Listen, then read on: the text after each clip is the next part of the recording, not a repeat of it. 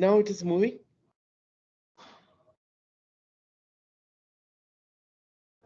Yes, Yes, doctor. yes. Okay.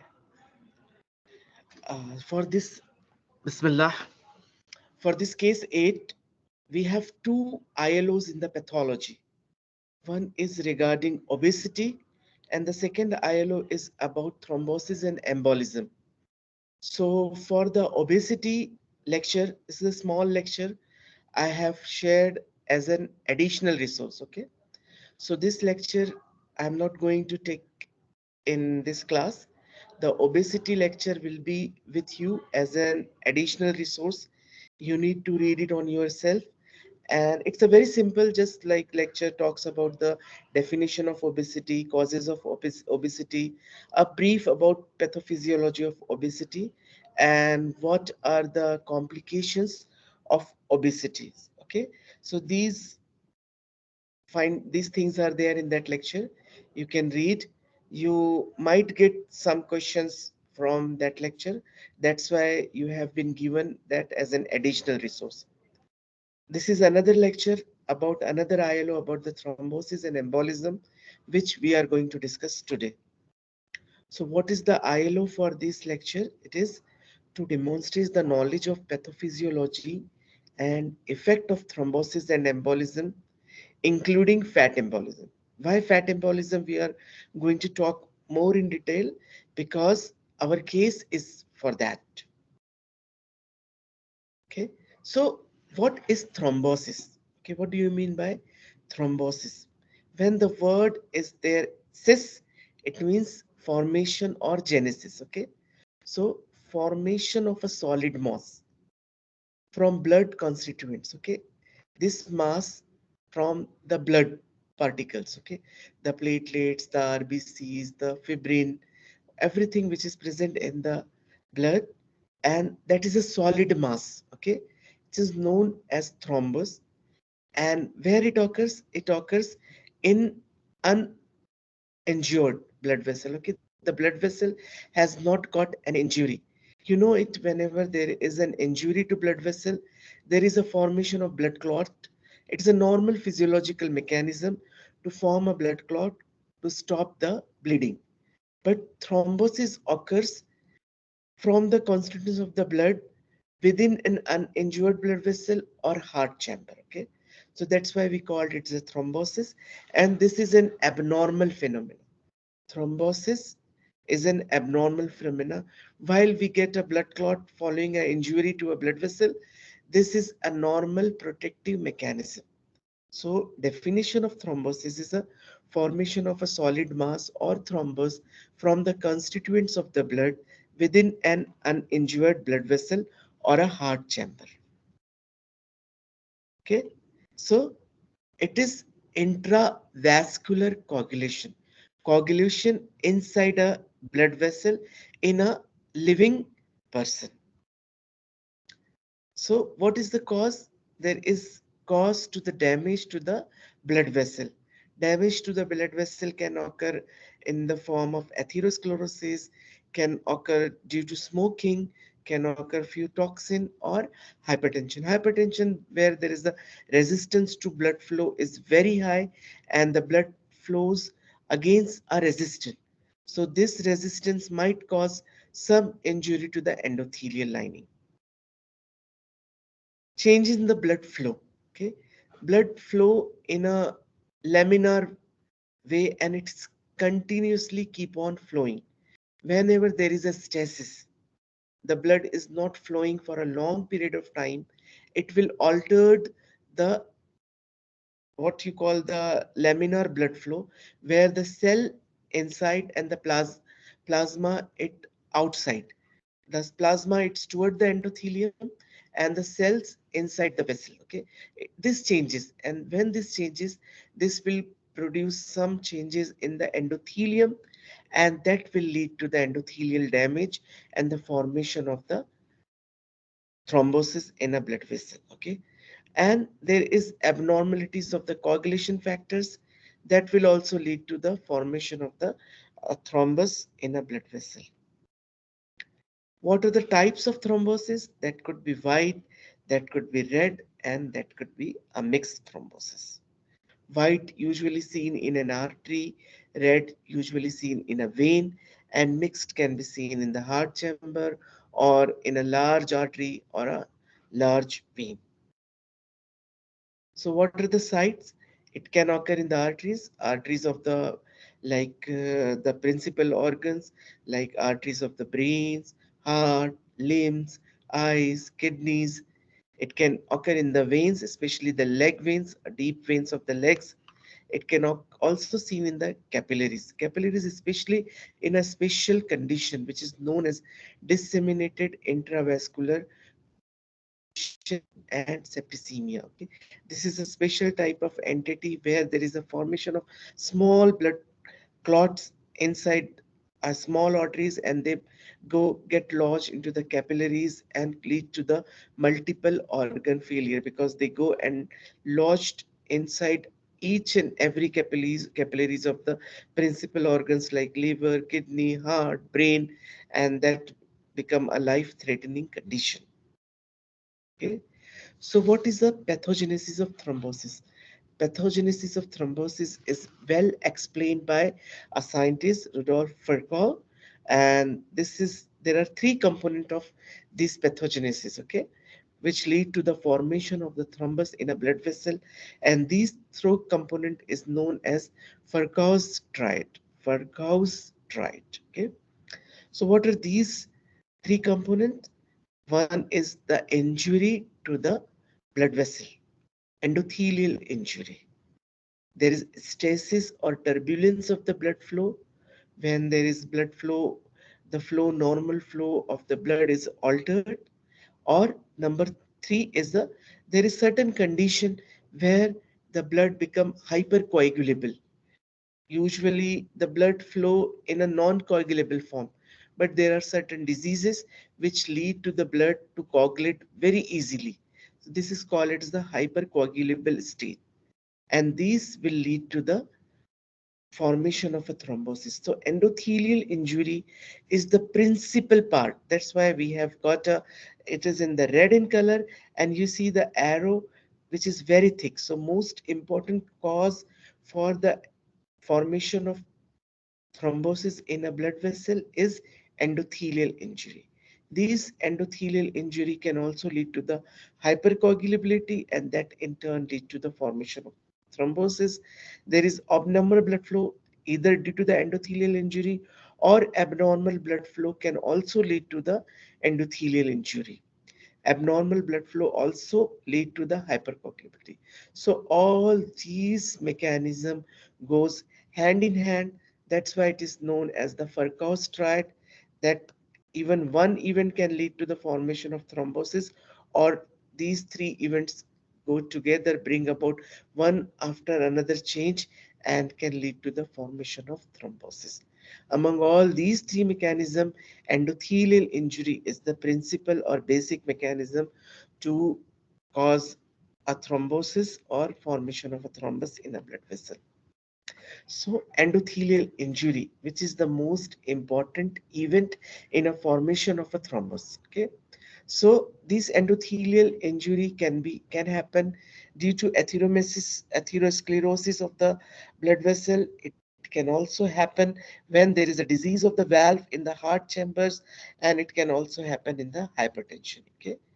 Why it is very important? Because endothelial cells are central regulator of hemostasis. Okay, these endothelial cells play a very important role in balancing both the hemostasis and thrombosis, or thrombotic and anti-thrombotic mechanism. Whenever there is an injury of the blood vessel, the normal coagulation process get activated, that lead to a formation of blood clot that will plug the artery, and the blood will stop. Once the blood will stop, these endothelial cell will produce fibrinolytic and anticoagulant factor. This will go and dissolve this thrombus and blood flow normally. So endothelial cell is very important to have a balancing act between the fibrinolytic and the fibrin or thrombotic and antithrombotic mechanism. Okay. So, and this will determine the formation of whether the thrombus will form, it will propagate or dissolve. Okay. And whenever there is an endothelial injury, this will expose the subendothelial von Willebrand factor and the collagen. And whenever, as soon as these factor get exposed, that will bring the platelet. And these platelet then adhere to the damaged surface, release thromboplastin, and activate coagulation to produce thrombosis. So you have, this is your endothelium, this is your blood flow, you have, this is basement membrane, and you have, this is your media and adventitia. Okay. So in, whenever there is endothelial injury, this will bring about the platelets. Platelets will bring more and more platelets. There is adhesion and aggregation of the platelets.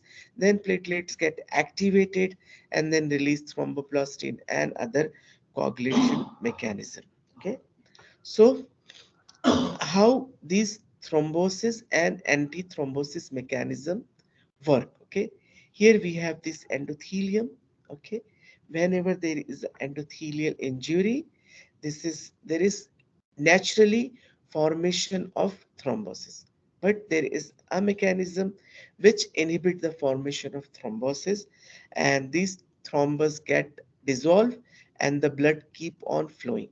But whenever there is an injury is very severe, and von Willebrand factor and tissue factor get released and get activated, that will bring platelet, and then platelet will bring about more like thrombotic or and extrinsic coagulation factor, and that will also produce other mechanism which will lead to the formation of thrombosis. Okay, so this is how endothelial cell is very important both in the antithrombotic and prothrombotic activities.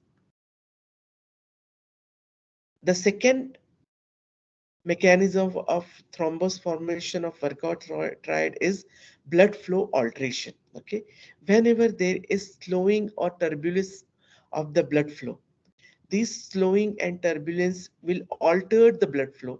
Usually, as I already explained, the blood inside the blood vessel flow in a laminar way, where the plasma is at the periphery towards the endothelium, and the cells like RBCs, WBCs, and platelets travel in the center.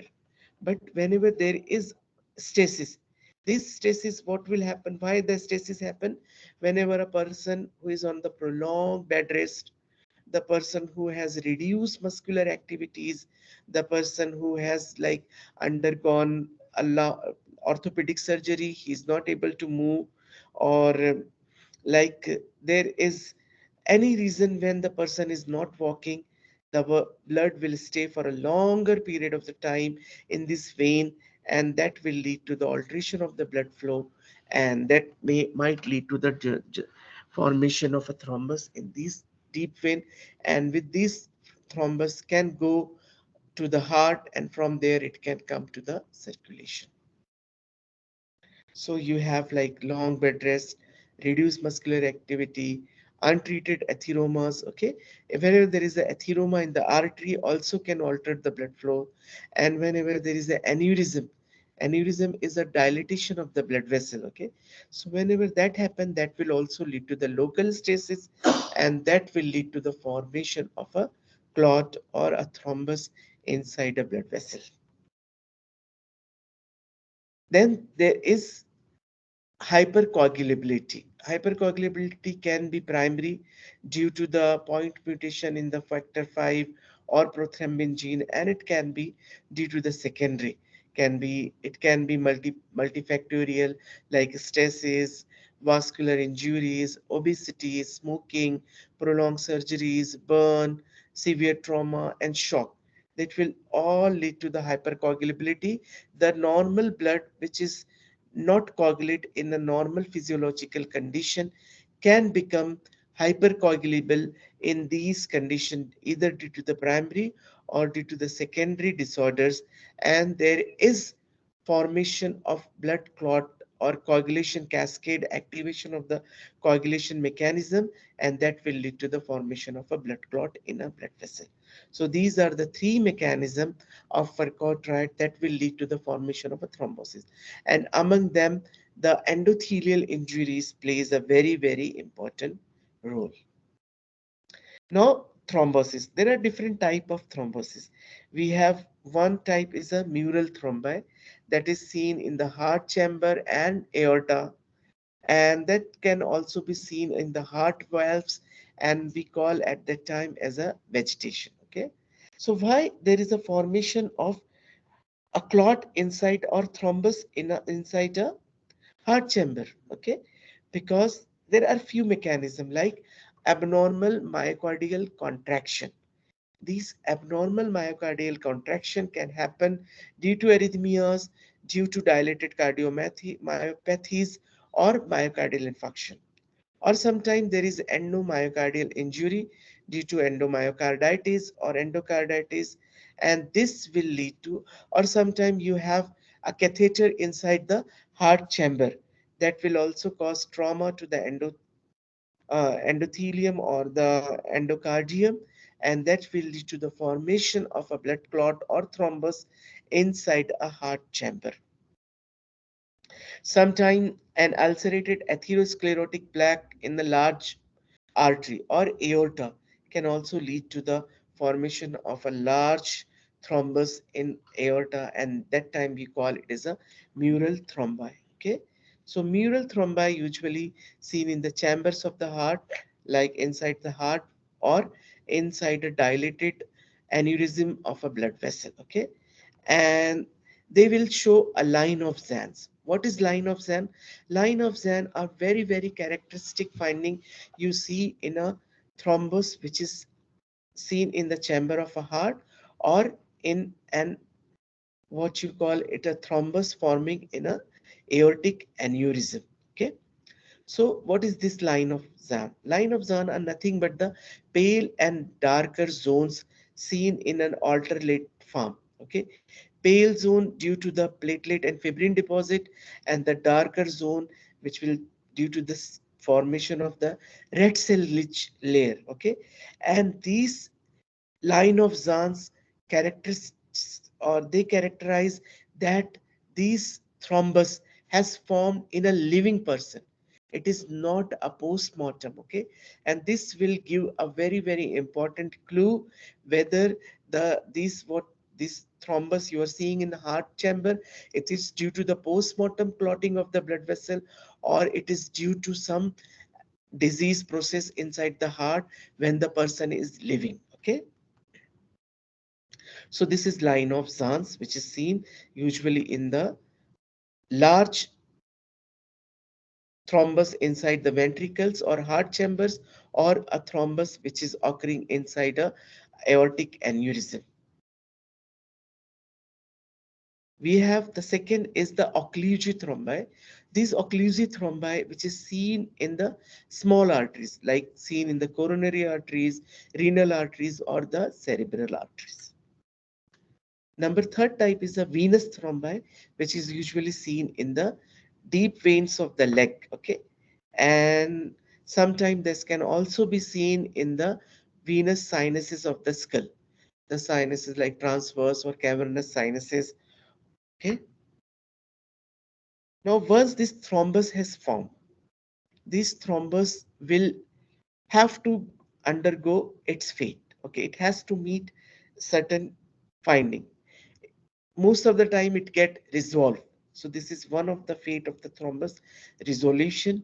Sometimes these thrombus, a small part of this thrombus get carried away and get lodged in a distant artery, when called it's the embolization or embolism. The third is the organization. This organize and incorporate into the blood vessel wall, completely occlude the lumen and cause the infarction and ischemia of the affected organ. And sometimes it goes organization and recanalization. There is recanalization, so blood keep flowing, and that will not lead any infarction and ischemia of the affected organ. Or sometimes it propagate inside the blood vessel. It suppose it has occur one side of a artery, it propagate and involve the entire artery. Okay, so this is what you see, the propagation involving of the entire artery. Okay, and here it is like organization, and here it is organization and recanalization. Sometimes it goes and embolization. So these are the fate of thrombus. Now we go to the another part of our part of the lecture, which is embolism. What is embolism or embolus? Embolus is an abnormal undissolved mass.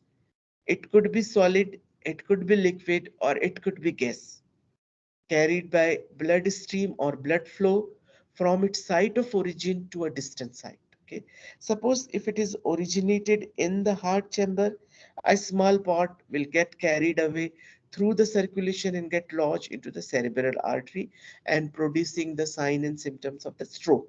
So in that cause we call it a thromboembolism. Sometimes the fat coming from injury to the large bones, okay, this fat get into the blood vessel, come into the circulation and get lodged in a distant artery. Okay, we call it as a fat embolism.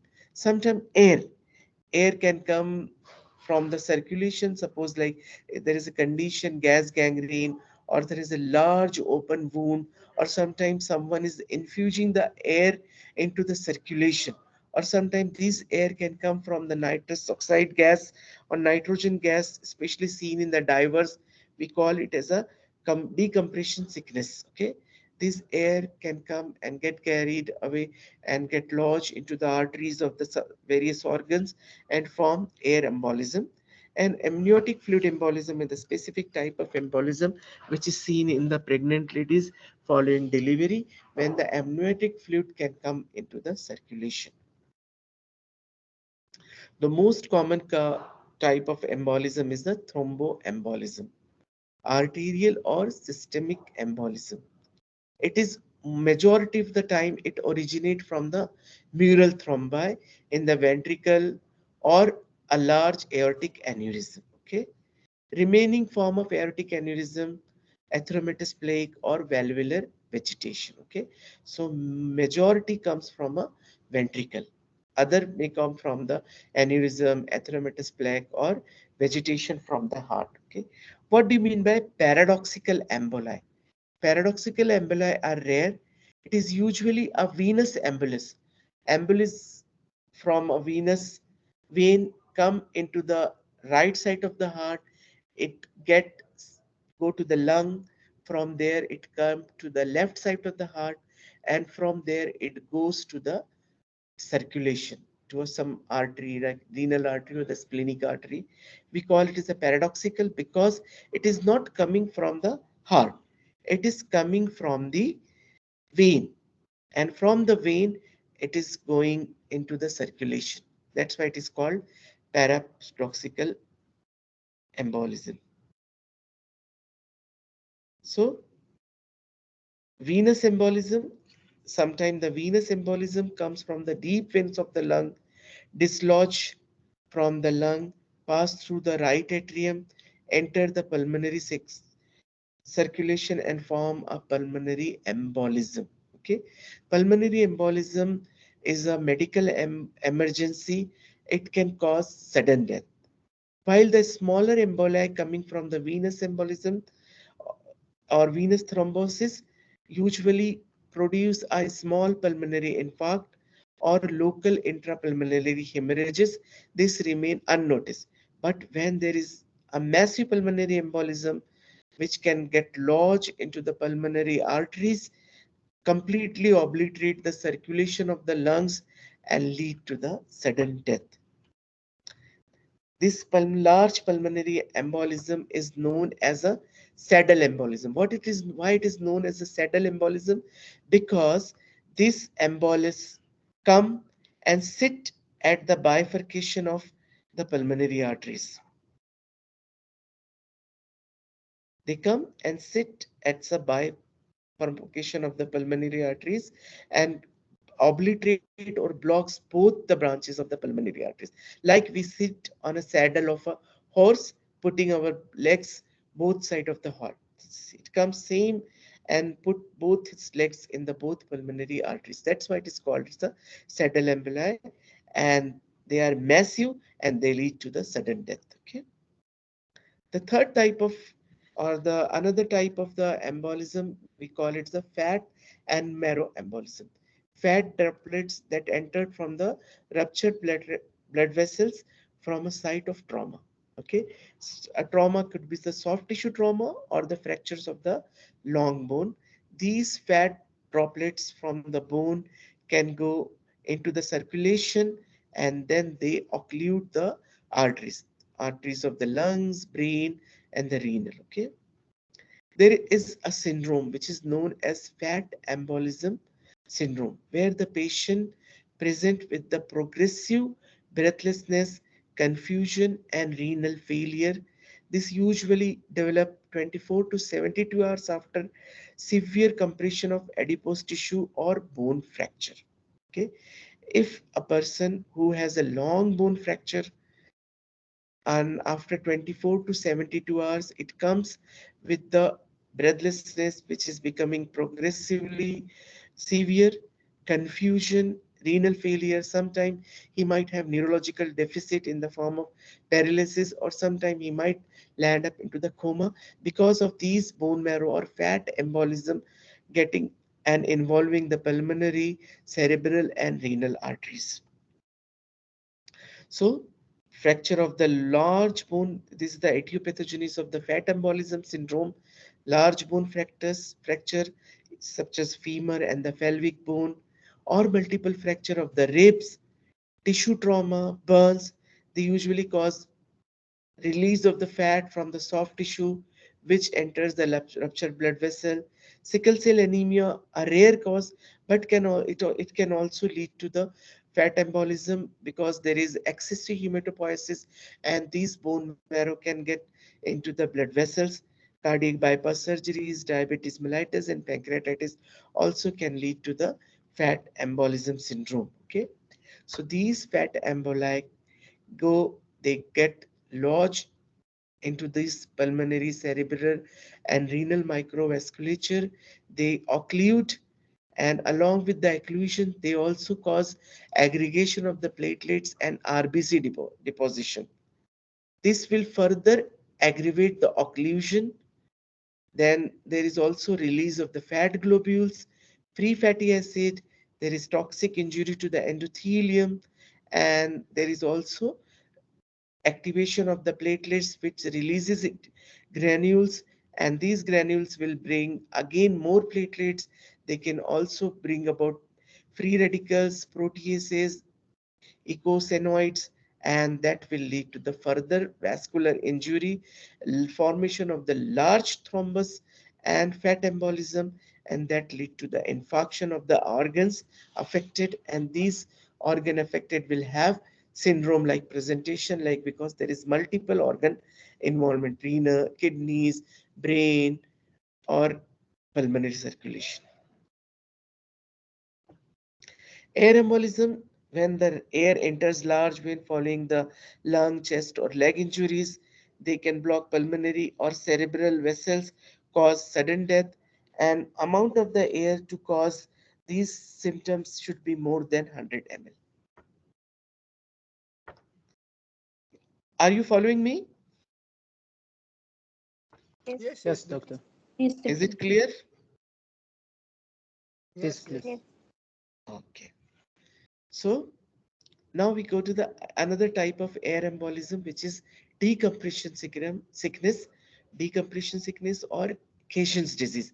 It is usually seen in the deep sea divers. Okay, if the deep sea divers are brought too rapidly to the surface atmospheric pressure, okay, these nitrogen gas will become dissolved in plasma under high pressure and forms numerous small gas emboli on decompression. Okay, when a diver come very rapidly from a very deep sea to the surface, So there is sudden change in the pressure inside the body, and the nitrogen, which is usually remain in the dissolved form, will form a gaseous, small gaseous globules, and these small gaseous globules will get and lodge into the various circulation like air embolism of the brain, renal, and pulmonary. Most commonly, organ affected the lung.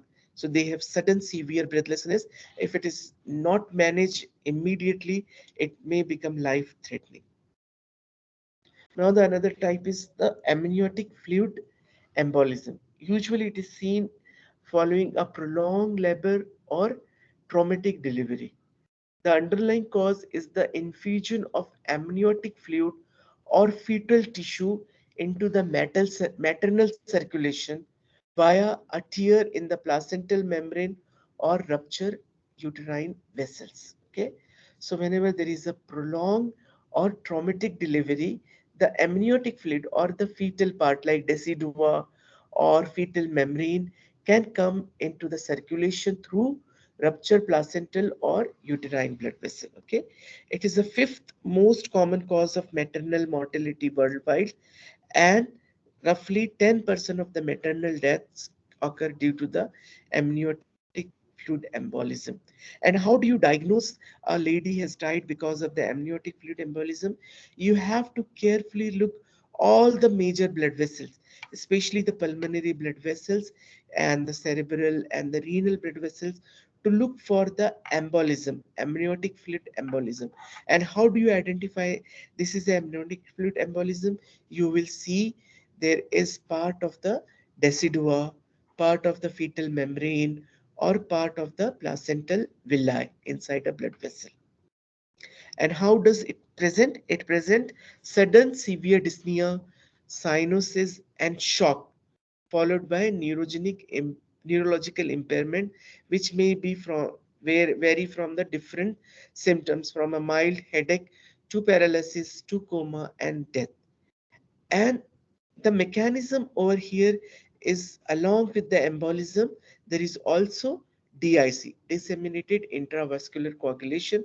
There is a small thrombi inside the vessel. So both these mechanisms put together, amniotic fluid embolism and DIC, will put together lead to the increased chances of the death.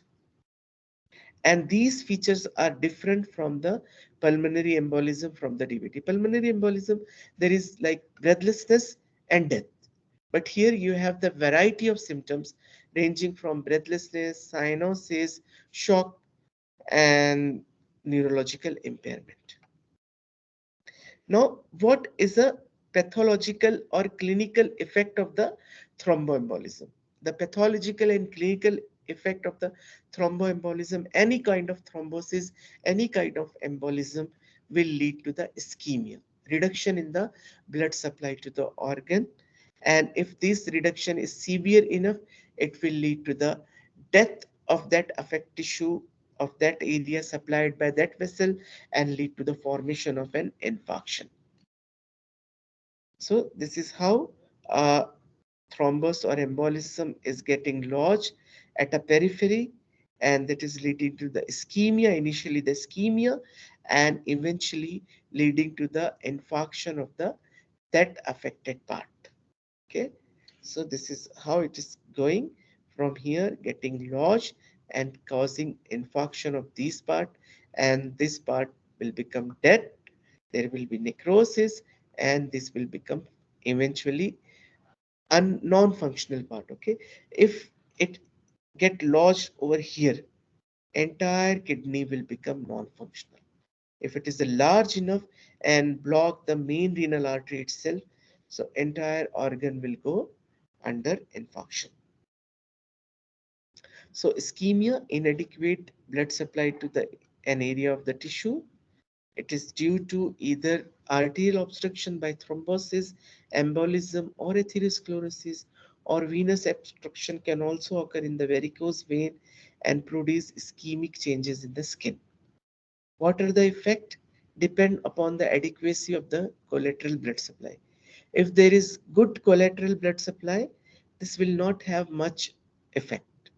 When there is a poor Anastomosis will often result in the functional disturbances, and if there is a poor collateral circulation, there is no anastomosis, no blood reaching to the organ, and that will lead to the functional disturbances, ischemia, and cell death.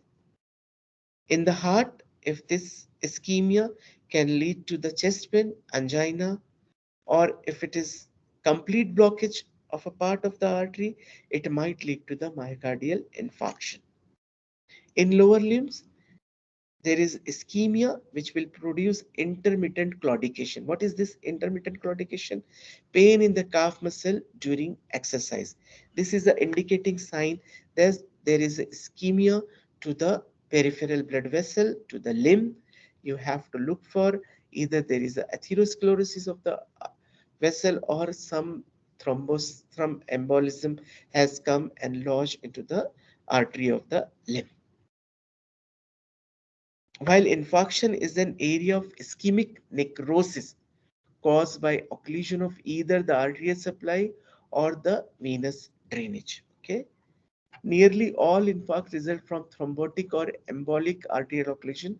Occasionally, they might happen due to the local vasospasm, extensing vessel compression, or hemorrhagic into a atheromatous plaque. Morphology of infarct, they classify on the color. White, pale or anemic infarct, it is usually due following an arterial occlusion in the solid organ with no collateral circulation, seen in the heart, spleen, kidneys. Red, red is hemorrhagic infarcts. It is seen in the usually following an venous infarct or venous occlusion, or in the organ which has dual blood supply. As such, you have intestine and lungs which have double blood supply. So in this organ, we'll always see the red infarct. Septic or bland infarcts, it is usually can be seen septic with the infection, bland infarction without infection. Sometimes they can be classified on the shape like kidney, lungs, and spleen. They are in the wedge shaped, okay? Like we see over here. This is the shape, wedge shaped infarct, okay? So this is wedge shaped infarct.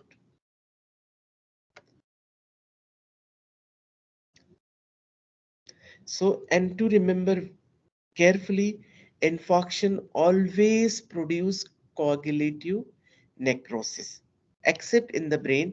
Even in the brain, initially it produces coagulative necrosis, but it remains unnoticed.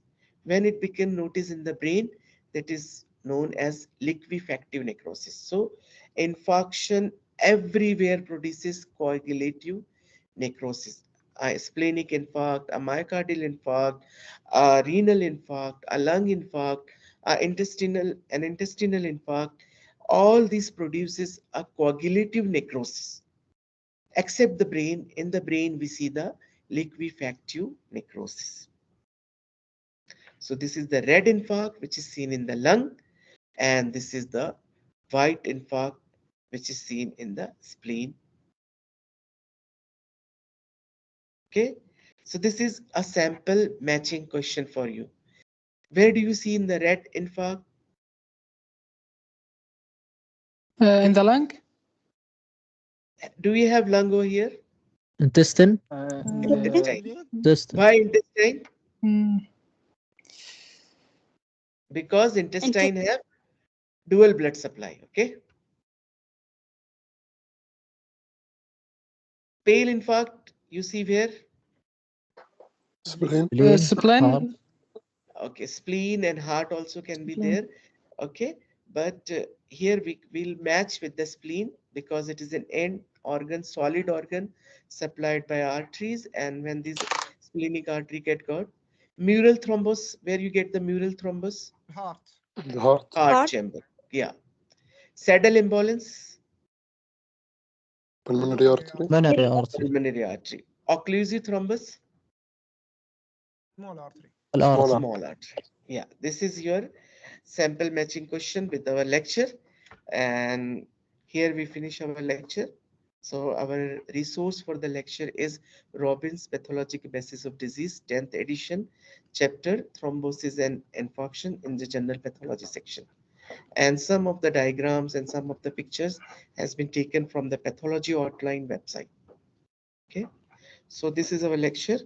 And now you read both the lectures, which is supplied you as an additional resource, and this one as which I have given to you. If you find any difficulty, please contact me. Okay.